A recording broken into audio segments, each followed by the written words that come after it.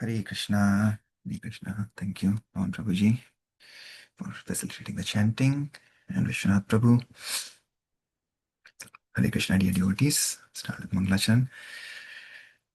Vandeham Shri Guru Shri Yudapada Kamalam Shri Gurun Vaishnavamscha Shri Rupam Sagrajatam Sahagana Raghunathanvitam Tam Sajivam Sadvaitam Savadhutam Parijana Sahitam Krishna Chaitanya Devam Shri Radha Krishna Padan Sahagana Lalita Shri Vishakhanvitamscha Namam Vishnupadaya Krishna Pristhaya Bhutale Srimate Bhaktivedanta Swamin Iti Namine Namaste Saraswate Deve Gauravani Pacharine Nirvishesha Shunyavadi Paschat Deshitarine Jai Shri Krishna Chaitanya Prabhu Nityananda Shri Advaita Gadadhar Shivasadi Gaura Bhaktavrinda Hare Krishna Krishna Krishna Hare Hare Hare Rama Rama Rama Hare Hare Hare Krishna.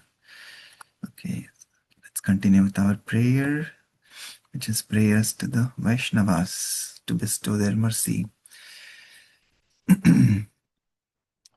Vaishnava Vikyapati, as we call this song in Sanskrit. Okay, by Shri Das Thakur. So I'll sing again today, and then hopefully later in the week we can have other devotees also sing. Ei bar karuna kuru Vaishnava Gosai Patita pavana tuma bin ki honai Ei baro karuna kuru Vaishnava Gosai Patita pavana tuma bin ki honai Jahara nikate gele পাপ দূরে যায় এমনা দয়াল প্রভু কে বা কোথা পায় গঙ্গারা পরশ হইলে পশ্চাতে পাবন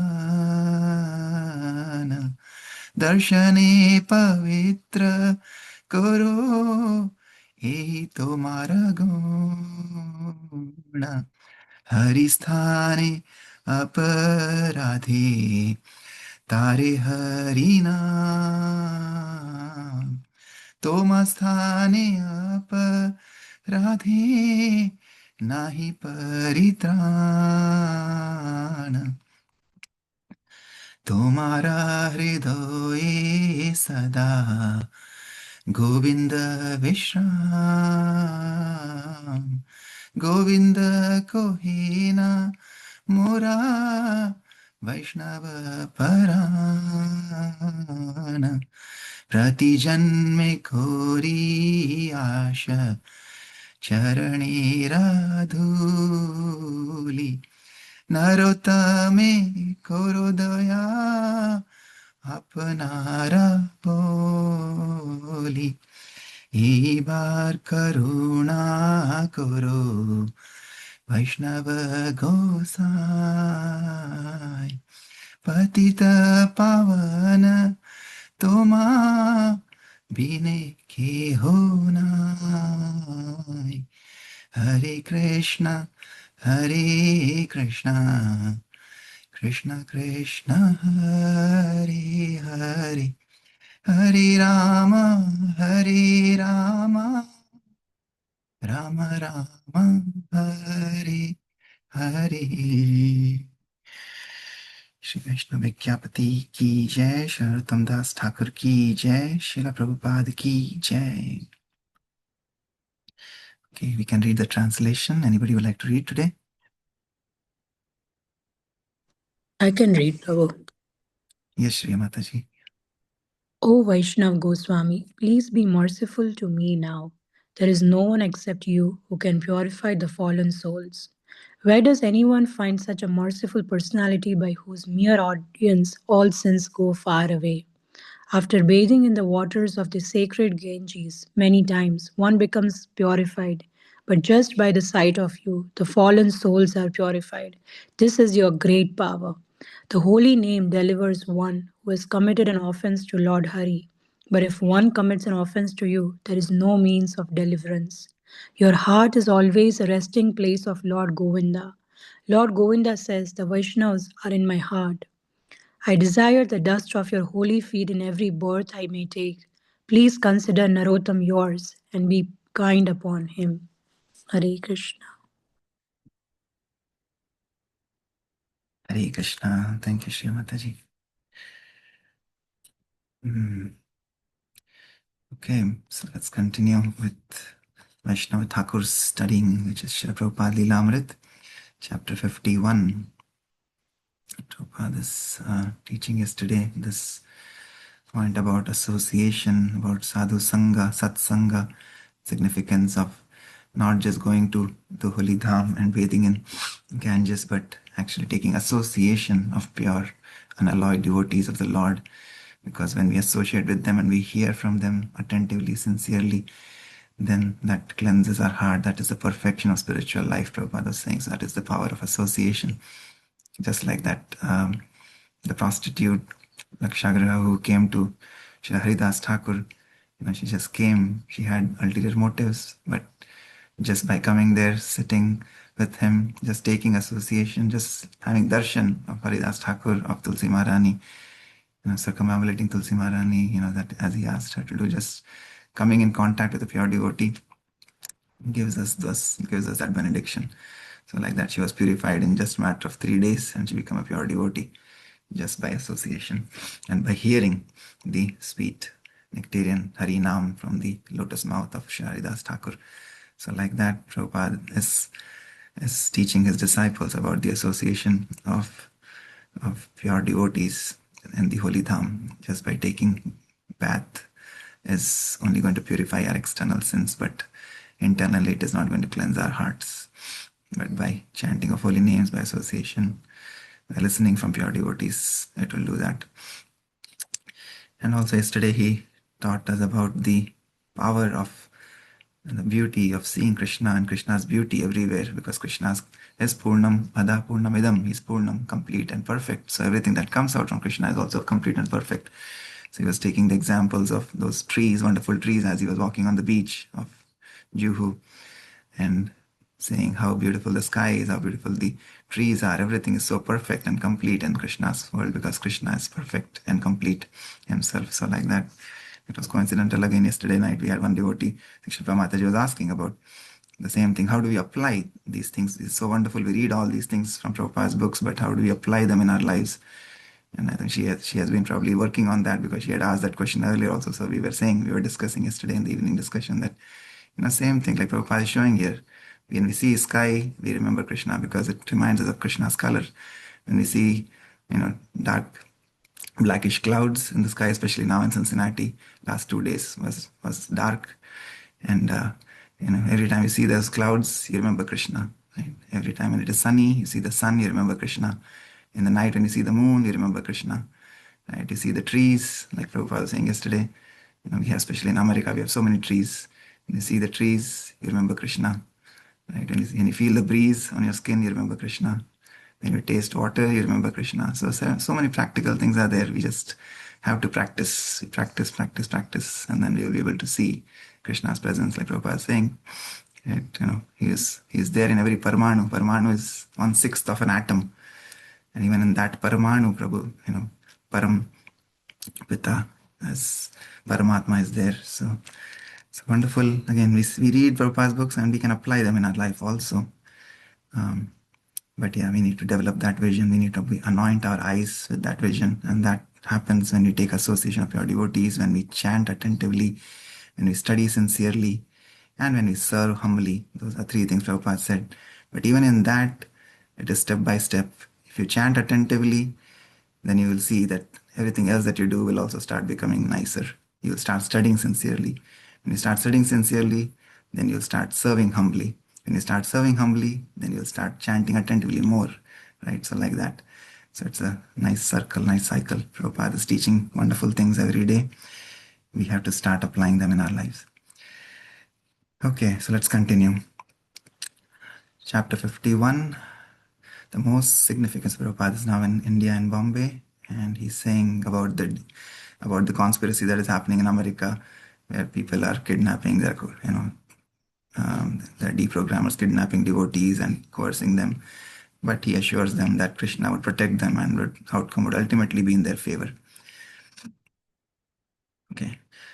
Anybody else would like to read today? I can read, Prabhu, today. Hari Bol. Yes, Hare Mataji. Krishna.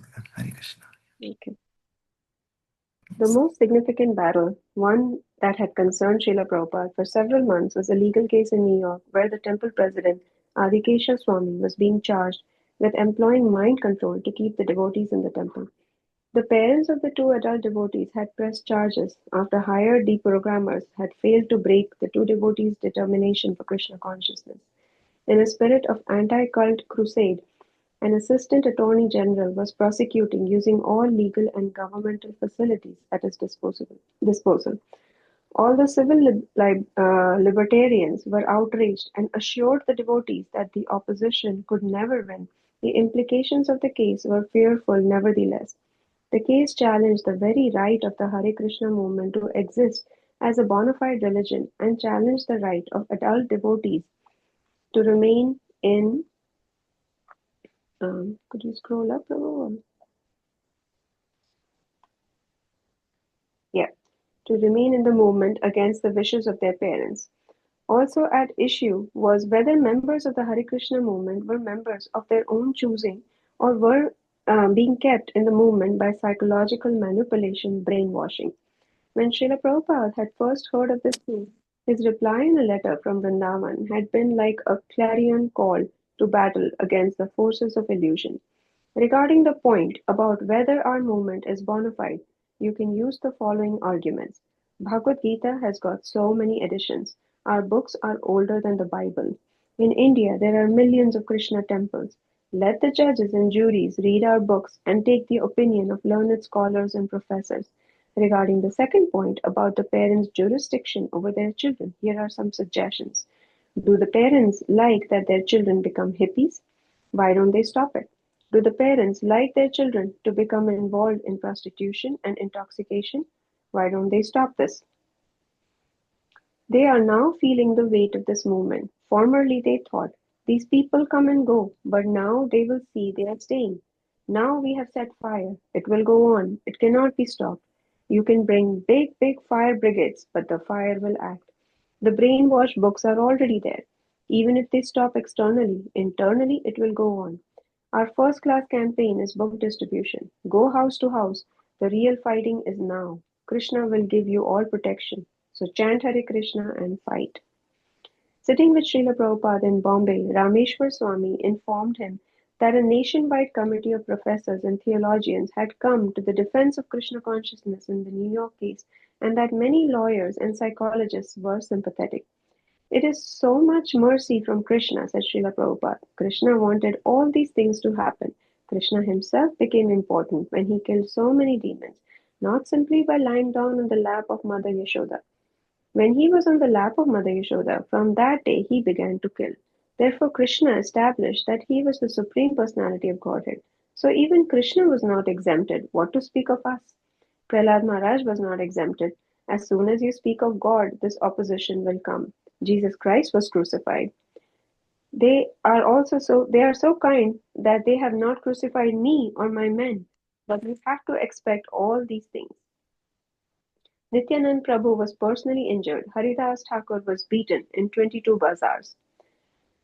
This task is like that. They are getting everyone in America to ask the question, what is Hare Krishna? Said Rameshwar. That is our gain, said Srila Prabhupada. They are chanting Hare Krishna. We still have to work very hard to defeat them, Rameshwar added. Oh yes, said Prabhupada. That is necessary. You don't sleep. Never did Krishna say to Arjuna, I'm your friend, I am God, you sleep here, I'll do everything. No, you must fight. That is wanted. Krishna said, You fight and remember me. Then I'll do everything. This is an opportunity of remembering Krishna always. Prabhupada explained that the greater shock for the materialists was that the Krishna consciousness movement strongly opposed illicit sex, meat eating, and intoxication. To them, for a person to give up these things was so shocking that they could not accept it was happening because of a genuine spiritual experience. Referring to a previous case, Prabhupada said, in Germany, they also accused that the old man is sitting in Los Angeles and he has engaged all these boys in collecting money for him. They are thinking that way, that I have some mind control power and I have engaged these men. They are getting the money and I am enjoying. Srila Prabhupada recalled how, as early as 1969, when his temple in Los Angeles had purchased a few cars and the number of devotees had begun increasing, the neighbors had become envious. Prabhupada said that he had invited them to also come and live in Krishna consciousness community, but that their reply had always been no. Prabhupada said that the more the opposition created turmoil, the more Krishna consciousness would become famous. He also reasoned that people were reacting to his very strong preaching. I condemn everyone, he said, that they are all dogs and hogs, and the United Nations I called a pack of barking dogs. It's a fact. And in Chicago I said, all women, you cannot have freedom. So I became a subject of great criticism. Srila Prabhupada concluded his meeting with Rameshwar by saying that the devotees should be very alert and intelligently defend the Krishna consciousness movement, but they should also understand that a higher principle was operating. This opposition indicated the genuineness of ISKCON. Even Krishna himself was sometimes the center of calamitous activities, such as when he fought with Kaliya and other enemies, or when, as an infant, he fell into the Yamuna river. This is the beauty of Vrindavan, said Prabhupada. When Krishna entered the Yamuna to fight with Kaliya, it was not at all good news for Mother Yashoda, Nanda, the friends, and family. Not at all. Their life was lost. But still, Krishna was the center. This is Vrindavan. In everything, Krishna is in the center. So our situation is just like that. They are making bad propaganda against Krishna. This is the opposition. But I'm happy that Krishna is in the center. That's all. This is the beauty of the movement. Although we are put into some difficulty, yet the center is Krishna. Srila Prabhupada wanted to travel with a group of his disciples by train to Allahabad. But when a devotee went to buy tickets, he discovered that all seats had long been purchased. There were no chance of making reservations for Allahabad, so close to Kumbh Mela. One of Srila Prabhupada's Bombay friends, however, a Mr. Gupta, held a high position with the Central Railway of India and at Prabhupada's request arranged for a special private car on a train to Allahabad, exclusively for Prabhupada and his disciples. Early on the morning of January 11, Srila Prabhupada embarked on the 24-hour plus train ride from Bombay to Allahabad. He was sharing his first-class compartment with Rameshwar Swami, Jagadish, and Hari Shauri. And even as the train pulled out of the station, Prabhupada was preaching. Rameshwar mentioned a radio show he had recently been on in California, where a Lutheran minister had said Krishna was a sex symbol because he had so many wives and gopis. Even taking it that Krishna is after sex, said Prabhupada, then if sex is bad, why are they after sex? He says that sex is not for God, Rameshwar replied. Srila Prabhupada was sitting on one side of the compartment and his disciples sat facing him. The loud rattling of the train cars on the rails made conversation sometimes difficult. If sex is not there in God, said Prabhupada, then how has it come? God created everything, so God did not create sex. Srila Prabhupada explained that sex exists both in the material world and in the spiritual. Material sex enjoyment being a perversion of the original, pure sex that exists in the Supreme. Krishna's sexual enjoyment, therefore, is not at all like material sex. It is the exact opposite. In fact, in as much as the reality is the opposite of its reflection. Should we keep reading? Mataji, yeah, until Um, 6:21 can read. You do not understand how to face the opposing party, said Srila Prabhupada. He was in an animated, argumentative mood, enthusiastic to show his disciples how to defeat the opposition. He had sometimes described his own spiritual master as Simha, Lion Guru, and they now saw him in a similar fighting spirit. The more opposition there will be, he said, the more we have to defend. Srila Prabhupada, Rameshwar asked, should we be thinking in our minds that one day the Krishna consciousness movement will have to manage the cities and the nations of the world? Oh yes, Prabhupada replied. Rameshwar asked how the devotees could accomplish such a huge ambitious project. The management would be simplified, Prabhupada explained, since the citizens would live a pure natural life. Thus, the burdensome sinful aspects of godless government would become unnecessary, and so many complex problems would be solved. He gave the example of self-sufficient agrarian communities where men earn their livelihood locally, but only by education and by experiencing the higher taste of Krishna consciousness pleasure, he said, could the masses become satisfied with simple living. Rameshwar asked if America would become Krishna conscious by a minority of Krishna conscious persons becoming powerful in government while the masses remained as karmis. No, Prabhupada replied. You can introduce Krishna consciousness in such a way that they will become devotees. Suppose in big factories we shall introduce this prasadam distribution and chanting. They will immediately become devotees. Their hearts will be cleansed. Cheto darpana marjanam.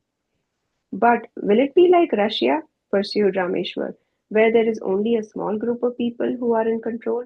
No, it is not like that. The quality of the people will be changed. So that means only when the whole mass of population becomes Krishna conscious, Rameshwar suggested, then there will be Krishna conscious government. No, Prabhupada corrected. You can have government when you are in minority. But the mass of people, on account of this quality, they have to see the example. In one sense, there were not immediate concerns: how the devotees would manage the whole world, since the devotees' political influence was at present insignificant. But by answering these questions, Prabhupada was establishing future goals and tactics for the Krishna consciousness movement. Rameshwar Swami, as both a practical manager and a visionary, wanted to know exactly how Srila Prabhupada saw the Krishna conscious world of the future. Srila Prabhupada had the answers, but he indicated that social or political management would be done not by any new formalities, but by pure Krishna consciousness, by changing the hearts of people through chanting, hearing, studying scriptures, and then organizing things on the basic principles of Krishna consciousness. As the train passed beyond the heavily populated Bombay area and entered the countryside, Srila Prabhupada looked out of the window, appreciating the scenery. We have come to an open field, he said. How it is nice! And as long as we were passing through the congested areas, hellish, simply hellish. Now here is the open space. How it is nice! Entering into a city is so important on your consciousness, said Hari Shauri. Is so imposing on your consciousness, said Hari Shauri. Yes, Prabhupada said. At that point, it is simply rubbish. All papers thrown here and there, and people living in hellish conditions. Now see here how it is open and pleasing. So organize these farm projects. When Rameshwar pointed out that the beginning of a farm community required a great deal of capital, Prabhupada simply replied that the devotees should show the example and that the others would automatically follow the successful pattern. Rameshwar mentioned that in America, although the ISKCON temple presidents were eager to get as many people to join as possible, they found that most people were unable to come up to the required standard. Therefore, farm, Prabhupada said, they have to be encouraged to have a little bit of Krishna consciousness in their own home, Rameshwar suggested.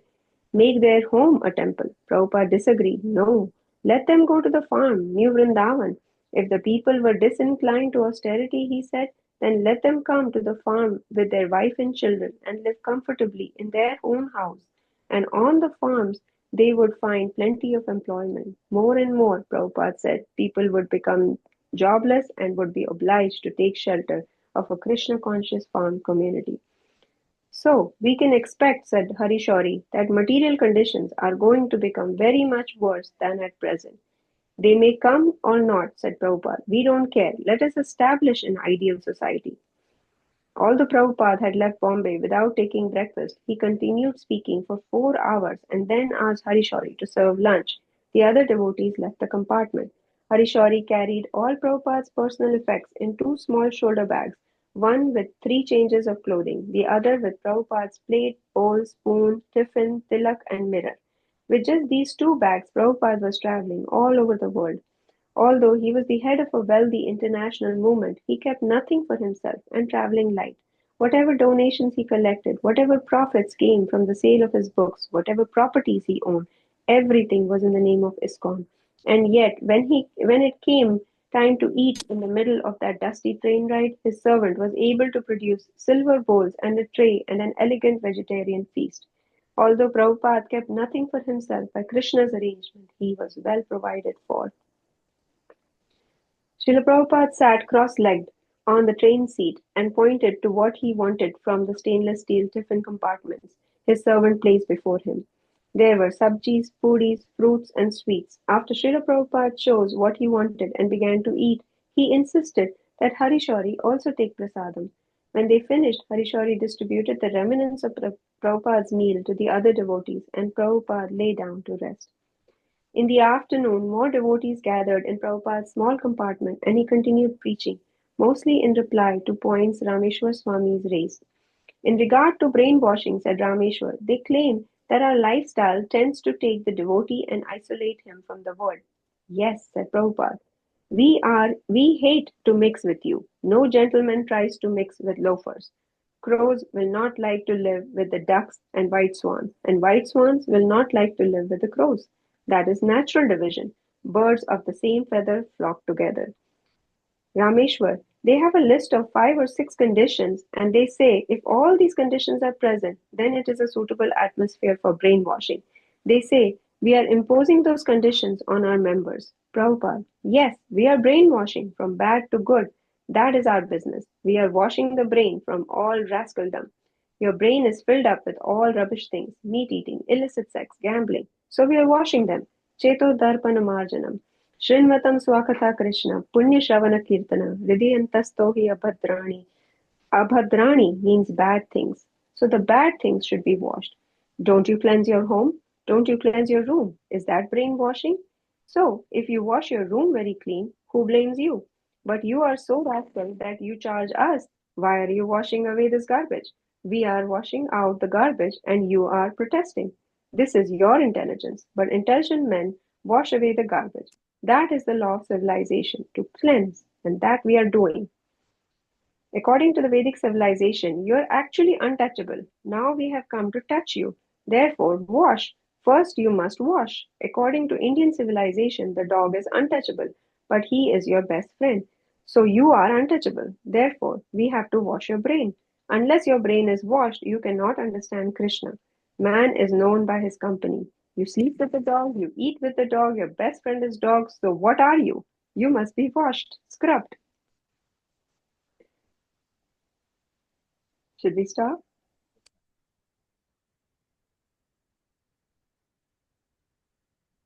Hare Krishna, Prabhu. Hare Krishna. Yeah. Audible Mataji. Yeah, thank you for the wonderful reading. Anything you would like to share, Anandini Gopika Mataji? That you liked from today's reading?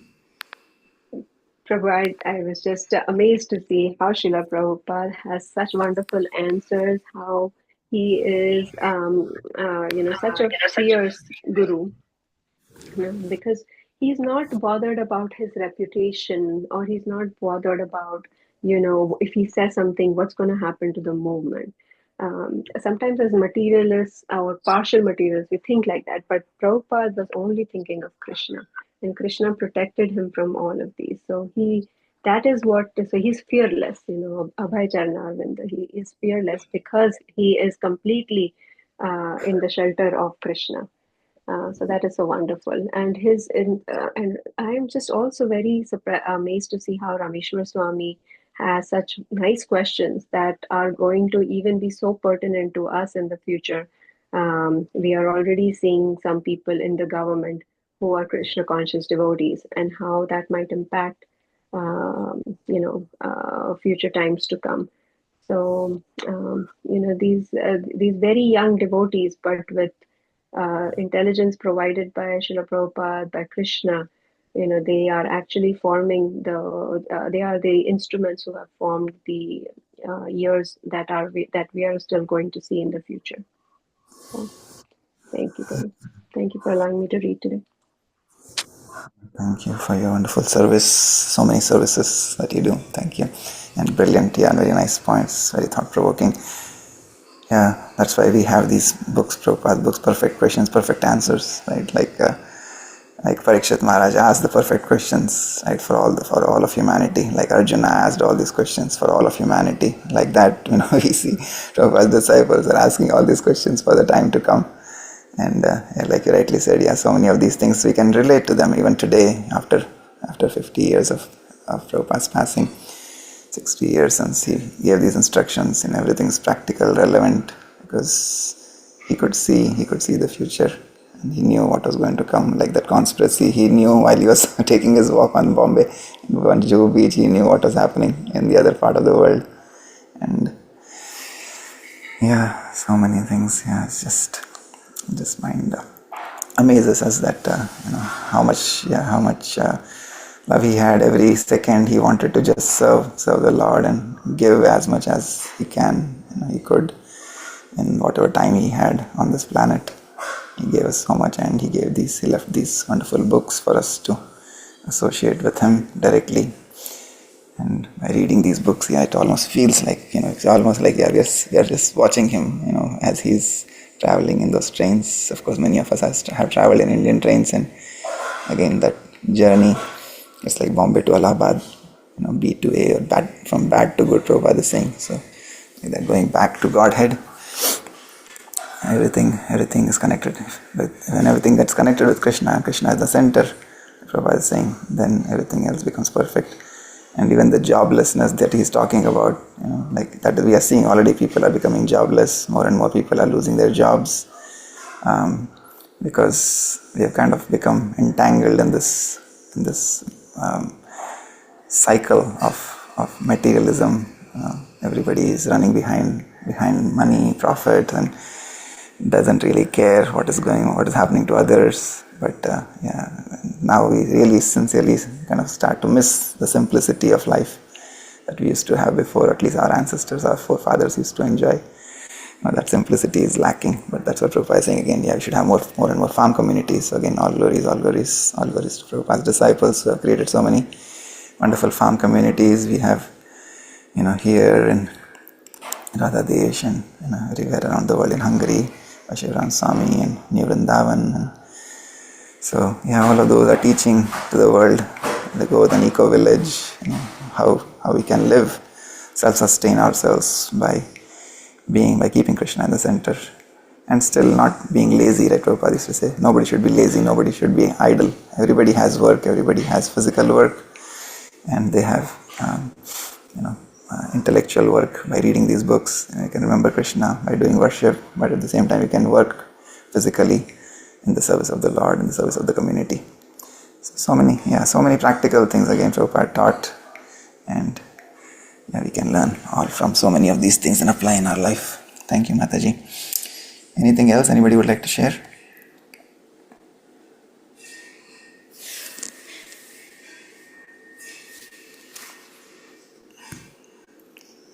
Anybody else was saying something? No? Okay. Yeah, I was also reminded yesterday night when we were sleeping, when we were going to bed, Vidhi was asking me some things about my teachers from school, and then I was telling yesterday I had to give a presentation at office, and the whole Kroger technology is on that call, so there are thousands of people. But I was just telling that how we can keep Krishna in the center, and we can remember Krishna. So like I always say, jokingly, how I have come up with a mnemonic for Kroger, which is Krishna, O Gopinath, Eknath, Radhanath. Right? So that is kind of something that I always, whenever I see Kroger logo, always that comes to my mind now. But yesterday, since I had to give this presentation to the audience in office, of course I cannot tell them, O Gopinath, Eknath, Radhanath. But it was a topic about our quarterly goals and plans. So we work on objectives and key results, which is OKR is in short, and it's a business term that is used in IT industry these days. So again, there, I had to present on a couple of objectives, and so I was thinking about it just an hour before the presentation. I was just thinking, and I was looking at Kroger logo again. I said, oh, how wonderful is this? O is right in the center, just like if we keep Krishna in the center. And that if you remember Kroger's logo, the K and O kind of touch on the top, and then O and G touch at the bottom. Like, it's like a nice loop. So I was just remembering again. See, if we connect everything with G for God, then the O and G are connected. So the objective that I was supposed to talk on, like again, it's a coincidence. I was given that there were like 5 different objectives, and me and my peers had to talk about, and I was given that objective to talk about growth. So I said, okay, Kroger leads with OKRs, and the O is connected to G. The O is linked to G, right? So that's how I started. I said the objective, I'm here to talk about the objective for growth. And then the KR stands for key results. It's at the beginning and at the end, K and R, so key results. So again, if you're linking your objective to growth and you're driving with excellent key results, then everything is perfect. So anyway, so just made up that in the nick of time, and so I think my boss reached out to me later. She said that was very nice. I said, yeah, again, everything is Krishna's mercy. Whatever comes to our mind, Krishna says that that buddhi yogam tam, and all the remembrance, forgetfulness, intelligence, everything comes from Krishna. So again, yeah, the more and more we try to apply this in our own lives, and the more we chant sincerely, chant attentively, read Prabhupada's book sincerely, and by mercy of our gurus and acharyas, we can do things that Prabhupada wanted us to do while we are living in this world. That is so wonderful, Prabhu. I feel you are just amazing how you link, this together. Could you help us all create our own Krishna logos for our work? That would be awesome. I'm coming to you to get help for that. Hare Krishna. You are working in Mercy Health, right, Mataji? So I was thinking the other day when I came, you already have Mercy. So I was actually, I came that day. I don't think I told you, but Meenakshi, when she came to see you, I was in the car and I was in the parking lot and I was looking at your building, and I was thinking, oh, Mataji has Mercy already, so she's working in Mercy Health. Next year it might change, Prabhu. I might go to Try Health and we can help create that. Hare Krishna. Thank you. Okay. All right. So we'll pause here. If there are no other comments or thoughts, thank you so much for your kind association as always. वाञ्छकल्पतरुभ्यश्च कृपासिन्धुभ्य एव च पतितानां पावनेभ्यो वैष्णवेभ्यो नमो नमः। अनंतकोटि वैष्णववृंद की जय। जगद्गुरु श्रील प्रभुपाद की जय। श्रील प्रभुपाद लीलामृत की जय। निताई गौर प्रेमानंदे। हरि हरि बोल। हरे Krishna. Hare Krishna. Hare Krishna. Hare Krishna. Hare Krishna.